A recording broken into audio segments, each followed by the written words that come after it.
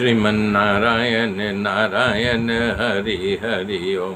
श्रीमन्नारायण नारायण हरि हरि ओम।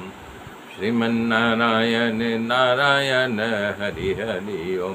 श्रीमन्नारायण नारायण हरि हरि ओम। मेरे मित्रों, इस प्रकार से महाराज पृथु ने सारे लोगों को समझाया कि देखो, हमारी प्रार्थना नहीं, लेकिन पृथु भगवान के अवतार थे, अंशावतार, इसलिए सब उनकी स्तुति प्रार्थना की और अपने अपने घर चले गए। तब पृथु महाराज चिंतित हो गए, क्योंकि बेन राजा जो था दुराचारी था, उसके दुराचार से पृथ्वी जो है अन्न औषधि देना बंद कर दिया था। तब एक दिन सारी प्रजा उनके सामने उपस्थित होकर के रुदन करने लगी कि प्रभु, जठरा अग्नि हम सबको जला रही है, क्योंकि खाने के लिए अन्न और औषधि नहीं है, इसलिए आप कुछ उपाय कीजिए कि हमको अन्न और औषधि मिले।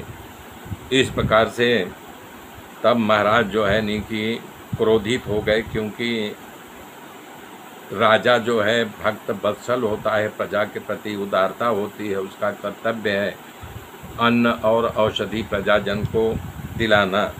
पृथु महाराज प्रजाजनों के आप बीती सुना करके तब दुखी हुई। तब उनको ख्याल आया अन्न और औषधि पृथ्वी नहीं दे रही। तब वो धनुष बाण चढ़ा करके लेके निकले और धनुष पर बाण चढ़ाया, जैसे धरती कांपते हुए गाय का रूप लेकर के भागी।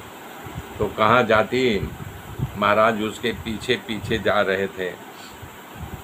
तो पृथु महाराज के शरण में जो है पृथ्वी आ गई। बोले, महाराज हमारा दोष नहीं है, आप लोगों का ही दोष है कि बेन राजा ने हमारे ऊपर बड़ा दुराचार किया है, इसलिए मैं जो है अन्न औषधि को जो है अपने अंदर छिपा लिया है। तो बोले, तब कैसे हमें हमारे प्रजा को अन्न और औषधि मिले? तब उन्होंने कहा कि देखिए, अन्न औषधि तभी मिलेगा कि जब आप किसी एक ऐसे को बछड़ा बना करके हमारा दोहन करो, तब मैं अन्न औषधि दूध के रूप में उस बछड़े को पिलाऊंगी।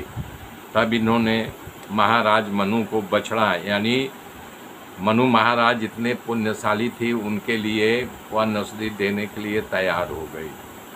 तब संत महात्मा जितने थे वो तो मनु महाराज को दिया ही। तब बृहस्पति देव को भी उन्होंने आगे किया, बोला ये भी पुण्य आत्मा है, उनके भी अन्न औषधि दिया।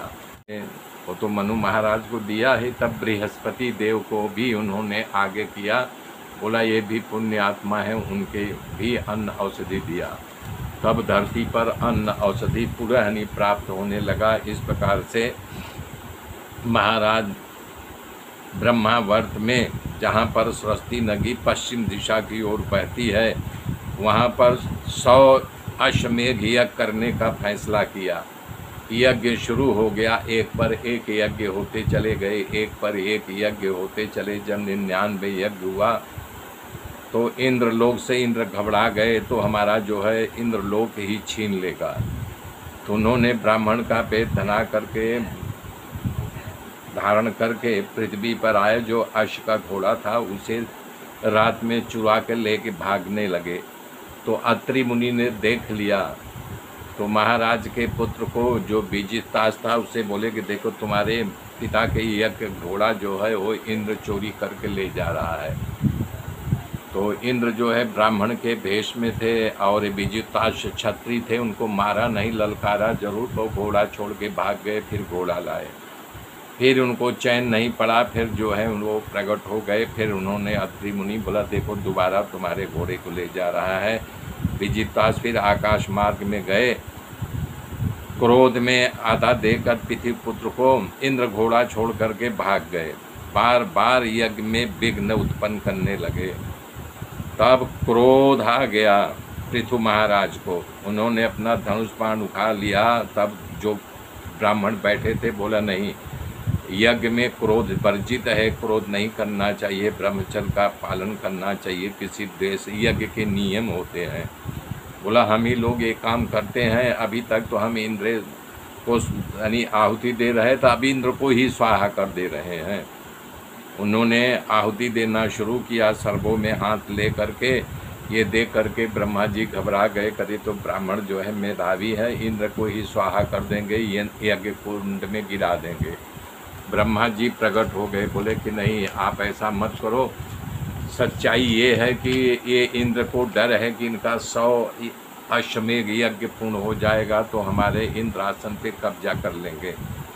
अब बस करो, यानी आप ईश्वर को प्राप्त करना चाहते हो, मोक्ष के मार्ग में जाना चाहते हो, यज्ञ किया वो पृथ्वी के कल्याण के लिए पर्याप्त है।